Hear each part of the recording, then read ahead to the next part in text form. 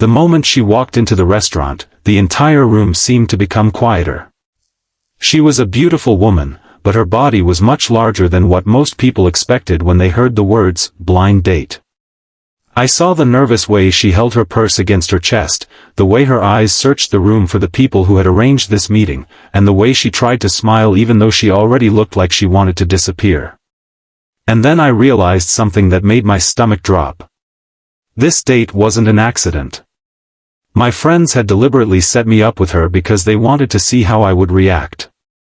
They were expecting a joke. They were expecting me to walk away. They were expecting an embarrassing story they could laugh about later.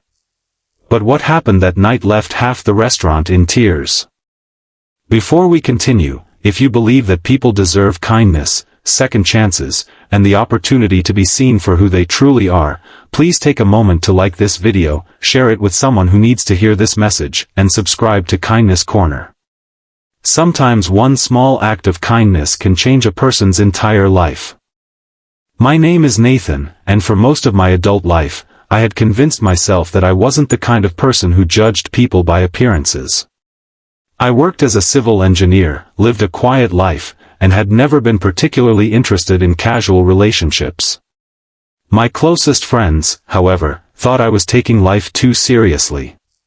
One Friday evening, they invited me to dinner and announced that they had finally found someone I should meet. They refused to tell me anything except that she was kind, intelligent, and single. I laughed and told them I wasn't interested in another one of their matchmaking schemes, but they insisted. They even promised they wouldn't be there. I believed them. When I arrived at the restaurant, I waited nearly 15 minutes before she appeared. Her name was Clara. She was visibly nervous, and I could tell immediately that she had spent far too much time worrying about how I might react. She apologized for being late and explained that traffic had been terrible.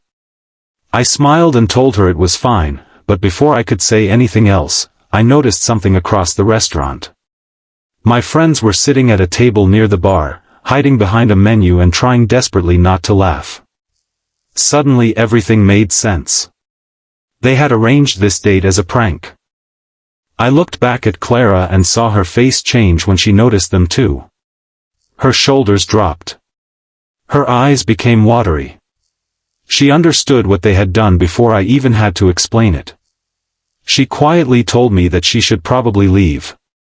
I watched her reach for her purse, and something inside me broke. I didn't know Clara. I didn't know her story. But I knew what humiliation looked like because I had experienced it myself. Years earlier, after my father died, I had gained a significant amount of weight. I was depressed, exhausted, and barely functioning. People who had known me for years suddenly treated me differently. Some made jokes. Others offered unwanted advice. One day, I walked into a clothing store and heard two teenagers laughing while looking at me. I pretended not to notice, went into the fitting room, and cried silently for nearly 20 minutes. That day taught me something I never forgot. A person can be smiling while carrying an entire battlefield inside them. So when Clara stood up, I stood too. I told her I wasn't leaving. She looked at me as if she didn't understand. I pulled out the chair and asked her to sit down. Then I walked toward my friends. The restaurant had become strangely quiet because several people had noticed what was happening. I stopped beside their table and looked at them. They were still smiling, but their smiles disappeared when they saw my face. I told them I knew exactly what they had done, and I asked them one question: if Clara had been thin, beautiful by their definition, and confident, would they still have considered humiliating her funny? Nobody answered. I told them that they hadn't arranged a blind date. They had arranged a test of someone's dignity. And the worst part wasn't that they had tried to embarrass me. It was that they had chosen someone they believed was safe to embarrass because they assumed nobody would defend her. One of my friends lowered his head. I returned to the table with Clara, but she was crying. She apologized for ruining my evening. That sentence hurt more than anything. I told her she hadn't ruined anything. Then I asked her what she wanted to eat. For the next 2 hours, we talked. At first, she was cautious. Then slowly, she began to relax. I discovered that she was a talented elementary school teacher who spent her weekends volunteering at a children's shelter. She loved old movies, terrible coffee, rainy afternoons, and making handmade birthday cards for children whose parents couldn't afford presents. She also told me something I would never forget. She said people often assumed she was desperate simply because she was overweight. She told me that strangers sometimes laughed when she walked into a room. Men had rejected her without even speaking to her. She had stopped going to certain social events because she knew what people were going to say about her afterward. Then she looked down at her hands and admitted that she had almost cancelled the date because she couldn't bear another rejection.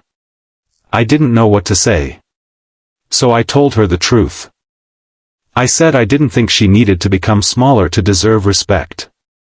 I told her that her body wasn't an invitation for strangers to judge her character. And I told her that the woman sitting across from me was not the person my friends had tried to turn into a joke. She looked up at me, and for the first time that evening, she smiled without fear. We finished dinner and walked outside. The night air was cool, and the streetlights reflected on the wet pavement. Clara stopped near the sidewalk and thanked me. Then she said something that stayed with me. She told me that she hadn't expected anyone to defend her. She had spent so many years preparing herself for rejection that kindness felt unfamiliar. I asked her if she would allow me to take her home. She smiled and said yes. But that wasn't the end of the story. Over the next few weeks, Clara and I began seeing each other. Not because I felt sorry for her. Not because I wanted to prove something to my friends. I simply enjoyed being around her. She made me laugh when I didn't feel like laughing. She remembered small details about my life. She listened when I spoke, and she never made me feel like I had to pretend to be someone else. Eventually, I introduced her to my family. My mother hugged her immediately. She later told me that she had never seen me so peaceful. Months passed, and Clara's confidence began to change. Not because she suddenly became thinner, but because she stopped believing that her worth depended on anyone else's approval. She started wearing clothes she loved. She went back to social events. She started taking photographs again. Most importantly, she stopped apologizing for taking up space.